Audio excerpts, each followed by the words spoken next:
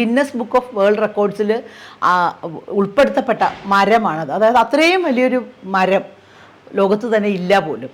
എന്ന് വെച്ചാൽ ഏതാണ്ട് 1 ഏക്കറോളം ഒരു ആൽമരമാണുള്ളത്. 270 വർഷം പഴക്കമുണ്ടെന്നാണ് പറയുന്നത്. ഈ മാവിൽ ഏതെങ്കിലും ഞാൻ നട്ടതാണോ?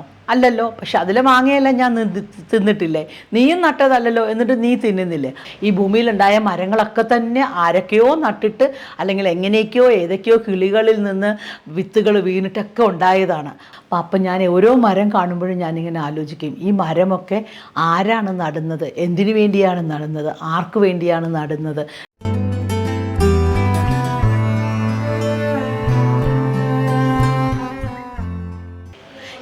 ഈ മരങ്ങളെല്ലാം ആരാണ് നടുന്നത്, ആർക്കു വേണ്ടിയാണ് നടുന്നത്? കുട്ടിക്കാലം മുതലുള്ള എൻ്റെ ഒരു ചോദ്യമായിരുന്നു അത്. ഈയിടെ കൊൽക്കത്തയിൽ പോയപ്പോൾ അവിടെ നാഷണൽ ബൊട്ടാണിക്കൽ ഗാർഡനിൽ വലിയ ഒരു ആൽമരം കണ്ടു. അവിടെ എഴുതി വച്ചിരിക്കുന്നതനുസരിച്ച് ഗിന്നസ് ബുക്ക് ഓഫ് വേൾഡ് റെക്കോർഡ്സിൽ ഉൾപ്പെടുത്തപ്പെട്ട മരമാണത്. അതായത് അത്രയും വലിയൊരു മരം ലോകത്ത് തന്നെ ഇല്ല പോലും. എന്ന് വെച്ചാൽ ഏതാണ്ട് 1 ഏക്കറോളം ഒരു ആൽമരമാണുള്ളത്. 270 വർഷം പഴക്കമുണ്ടെന്നാണ് പറയുന്നത്. അതിൻ്റെ തായ്തടി എന്ന് പറയുന്നത് ഫംഗസ് വന്ന് നശിച്ചുപോയി. അപ്പോൾ ബാക്കി അതിൻ്റെ ഈ ശാഖകൾ ഇങ്ങനെ വേരുകൾ വന്ന് എത്ര നമ്മൾ കണ്ടാലും തീരാത്തത്ര രീതിയിൽ ഒരു മരം. ആ മരത്തിനെ അവർ മതിലെല്ലാം കെട്ടി അതിനകത്ത് നമുക്ക് ചെല്ലാനൊന്നും പറ്റില്ല. എങ്കിൽ പോലും ഞാൻ അതിനെ ഒന്ന് തൊട്ട് നോക്കി. ഒരു തുമ്പ് എൻ്റെ അടുത്ത് വന്നിരുന്നു, അതിനെ തൊട്ട് നോക്കിയിട്ടുണ്ടായിരുന്നു. ഭയങ്കര രസമുള്ളൊരു മരമാണത്. ആ കാഴ്ച കാണാനായിട്ട് ലോകത്തിൻ്റെ പല ഭാഗത്തുനിന്നും ഈ ഗ്രേറ്റ് ബനിയൻ ട്രീയെ കാണാനായിട്ട് ആൾക്കാർ വരുന്നുണ്ട്. എത്രയോ നൂറ്റാണ്ടുകളായി അവിടെ നിൽക്കുന്ന ഒരു മരം. അതിനകത്ത് തന്നെ അത് തന്നെ ഒരു ആവാസ വ്യവസ്ഥയാണ്. കിളികൾ, പാമ്പുകൾ, ചെറിയ ചെറിയ പുഴുക്കൾ എല്ലാം ഉണ്ട് അതിനകത്ത്. അതൊരു വലിയ കാഴ്ചയായിരുന്നു. കുറേ നേരം ഞാൻ ആ മരത്തെ തന്നെ നോക്കിക്കൊണ്ട് നിന്നു. അതിൻ്റെ കാറ്റിൽ അതിൻ്റെ ഇലകളാടുന്നത്, അതിൻ്റെ ചില്ലകളിൽ കിളികൾ കൂടുകൂട്ടി ഇരിക്കുന്നത്, അവയുടെ സംഗീതം എല്ലാം കണ്ട് ഞാൻ കുറേ നേരം അവിടെ നിന്നു.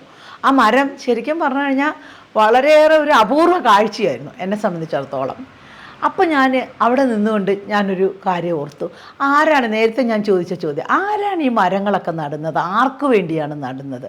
പെട്ടെന്ന് എനിക്കൊരു കാര്യം ഓർമ്മ വന്നു. ഞാൻ കുറേ വർഷങ്ങൾക്ക് മുമ്പ്, എനിക്ക് തോന്നുന്നു ഏതാണ്ട് ഒരു 40 വർഷമൊക്കെ ആയി കാണും.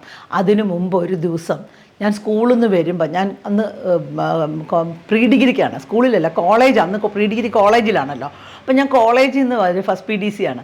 കോളേജിൽ നിന്ന് വരുമ്പോഴേക്കും എൻ്റെ അപ്പൂപ്പൻ അവിടെ ഞങ്ങളുടെ പറമ്പിൽ കുത്തിക്കളച്ചുകൊണ്ട് നിൽക്കുകയാണ്. അപ്പം ഞാൻ അപ്പൂപ്പനോട് ചോദിച്ചു, അപ്പൂപ്പൻ എന്ത് ചെയ്യുന്നു എന്ന് ചോദിച്ചപ്പോൾ എന്നോട് പറഞ്ഞു, ഞാനൊരു മാവ് നടുകയാണെന്ന് പറഞ്ഞു. അപ്പോൾ ഒരു കൊച്ചു മാവിൻ്റെ തൈ തന്നു. എന്നിട്ട് പറഞ്ഞു, അതാ നോക്ക്, ഈ മാവിൻ്റെ തൈ നീ തന്നെ നടുകയെന്ന് പറഞ്ഞു. അപ്പം ഞാൻ ചോദിച്ചു, അത് അപ്പൂപ്പൻ നട്ടോളൂ? അല്ല വേണ്ട, നീ നട്ടോ, ഞാനിതെല്ലാം ശരിയാക്കി തരാമെന്ന് പറഞ്ഞ് എന്നെക്കൊണ്ട് ആ മാവ് അപ്പൂപ്പൻ അവിടെ നടിയിച്ചു.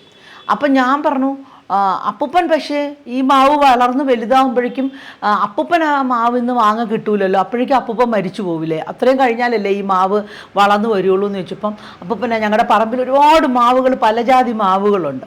അപ്പോൾ അപ്പൂപ്പൻ പറഞ്ഞു, ഈ മാവിൽ ഏതെങ്കിലും ഞാൻ നട്ടതാണോ? അല്ലല്ലോ. പക്ഷെ അതിലെ മാങ്ങയെല്ലാം ഞാൻ തിന്നിട്ടില്ലേ? നീയും നട്ടതല്ലല്ലോ, എന്നിട്ട് നീ തിന്നുന്നില്ലേ? അപ്പം ഈ മാവ് നമ്മളിവിടെ നട്ടുവയ്ക്കും. നീയോ നിൻ്റെ മക്കളോ മക്കളുടെ മക്കളോ ആരെങ്കിലും ഒക്കെ വന്ന് ഈ മാവിലെ മാങ്ങ തിന്നും. അങ്ങനെയാണ് മരങ്ങളുടെ കഥ അതാണ്. നമ്മൾ നട്ടുവയ്ക്കാൻ മാത്രമേ നമുക്ക് ബാധ്യതയുള്ളൂ. അതിൻ്റെ ഫലം അല്ലെങ്കിൽ അതിൽ നിന്നുണ്ടാകുന്ന പഴങ്ങൾ തിന്നുന്നത് ആരെന്നൊന്നും നമ്മൾ തിന്നണ്ട, നമ്മൾ ചിന്തിക്കേണ്ട കാര്യമില്ല. ഈ ഭൂമിയിലുണ്ടായ മരങ്ങളൊക്കെ തന്നെ ആരൊക്കെയോ നട്ടിട്ട് അല്ലെങ്കിൽ എങ്ങനെയൊക്കെയോ ഏതൊക്കെയോ കിളികളിൽ നിന്ന് വിത്തുകൾ വീണിട്ടൊക്കെ ഉണ്ടായതാണ്. അപ്പം മരം നടുക, അതിനെക്കുറിച്ച് മറക്കുക, നമ്മളല്ല അതിനെക്കുറിച്ച്, അതിൻ്റെ ഫലത്തെക്കുറിച്ച് നമ്മൾ ചിന്തിക്കേണ്ടെന്ന്. അപ്പം ഞാൻ ശരി എന്നൊക്കെ പറഞ്ഞു പോയി.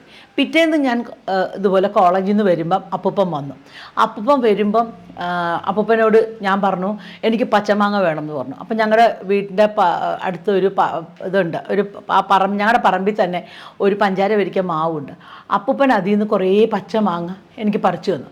ഞാനത് ഉപ്പൊക്കെ കൂട്ടി മുളകൊക്കെ ഇട്ട് കഴിച്ചിട്ട് അവിടെ ഇരിക്കുകയാണ്. അപ്പോൾ അപ്പൂപ്പൻ കുടുംബ വീട്ടിലേക്ക് പോയി. കുറേ കഴിഞ്ഞ് രാത്രി ആയപ്പോഴേക്കും ഒരു 8 മണിയായപ്പോൾ അപ്പൂപ്പൻ വന്നു. അപ്പൂപ്പൻ വന്നിട്ട് എനിക്ക് കതകിൽ വല്ലാണ്ട് മുട്ടി. ഞാൻ പോയി തുറക്കുമ്പം അപ്പൂപ്പൻ വല്ലാണ്ട് എനിക്ക് വയ്യ എന്ന് പറഞ്ഞിട്ട് വേഗം ചെന്ന് കട്ടിലിൽ കിടന്നു. ഭയങ്കരമായിട്ട് വിയർക്കുന്നുണ്ടായിരുന്നു. അപ്പം ഞാൻ അമ്മയെ വിളിച്ചുകൊണ്ട് വന്നു. അമ്മ ഓടിപ്പോയി അപ്പുറത്തെ ആരെയൊക്കെയോ വിളിച്ചുകൊണ്ട് വന്നിട്ട് അപ്പൂപ്പനെ ഹോസ്പിറ്റലിൽ കൊണ്ടുപോയി. പിറ്റേന്ന് രാവിലെ വരുമ്പോഴേക്കും അപ്പൂപ്പൻ പോയി. എൻ്റെ ജീവിതത്തിൽ ഞാൻ ആദ്യം അനുഭവിച്ച മരണവും അതാണ്. ആ ശൂന്യത വലിയതായിരുന്നു. എന്നെ സംബന്ധിച്ചിടത്തോളം അപ്പൂപ്പനും ഞാനും കൂടി ഉണ്ടാക്കിയ ഞങ്ങളുടെ കൃഷി സ്ഥലത്ത് ഉണ്ടാക്കിയ ഒരുപാട് മരങ്ങൾ, ഒരുപാട് ചെടികൾ, അപ്പൂപ്പൻ പറഞ്ഞു തരുന്ന കാര്യങ്ങൾ, കഥകളി പദമൊക്കെ അപ്പൂപ്പന് ഒരുപാട് ഇഷ്ടമായിരുന്നു. അപ്പോൾ അപ്പൂപ്പൻ കഥകളി പദങ്ങൾ റേഡിയോയിൽ കേൾക്കുന്നത്, അങ്ങനെ ഒരുപാട് മരുന്നുകളെക്കുറിച്ച് അറിയാമായിരുന്നു. അപ്പൂപ്പന് മരുന്നുകൾ ഉണ്ടാക്കാൻ അറിയാമായിരുന്നു. അപ്പം ധാന്വന്തരം, ചവനപ്രാശം എന്നൊക്കെ പറയുന്ന മരുന്നുകൾ അപ്പൂപ്പൻ ഉണ്ടാക്കുമായിരുന്നു കർക്കിടകമൊക്കെ ആകുമ്പം.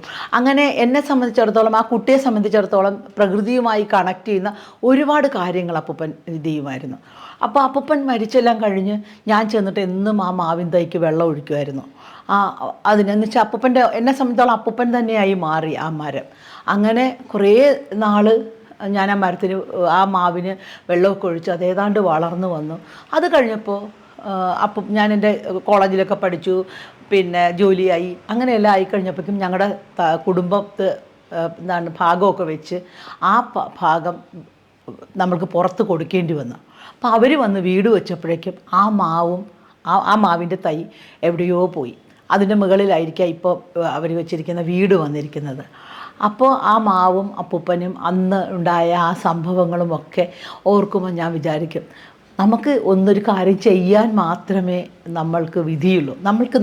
അതിനുള്ള ബാധ്യതയെ നമുക്കുള്ളൂ. അതിൻ്റെ ഫലം എന്ന് പറയുന്നത് അപ്പൂപ്പൻ പറഞ്ഞതുപോലെ ആ മരം പൂക്കുകയോ അത് കായ്ക്കുകയോ ഞാനോ എൻ്റെ അടുത്ത തലമുറയോ അതിനടുത്ത തലമുറയോ ഒന്നും ആ മാവിൽ നിന്ന് ഒന്നും പിന്നെ ഒരു മാങ്ങ പോലും കഴിക്കാൻ പറ്റിയില്ല. പക്ഷേ അത് നടാനുള്ള ഒരു ചുമതല ഉണ്ടായിരുന്നത് കൊണ്ട് അപ്പൂപ്പൻ അത് നട്ടിട്ട് പോയി. അപ്പം ഞാൻ ഓരോ മരം കാണുമ്പോഴും ഞാനിങ്ങനെ ആലോചിക്കും, ഈ മരമൊക്കെ ആരാണ് നടുന്നത്, എന്തിനു വേണ്ടിയാണ് നടുന്നത്, ആർക്ക് വേണ്ടിയാണ് നടുന്നത് എന്നൊന്നും നമ്മൾ ചിന്തിക്കേണ്ട കാര്യമില്ല. ഈ മരങ്ങളൊക്കെ അങ്ങനെ ഇവിടെ ഉണ്ടായി നിൽക്കേണ്ടതാണ്.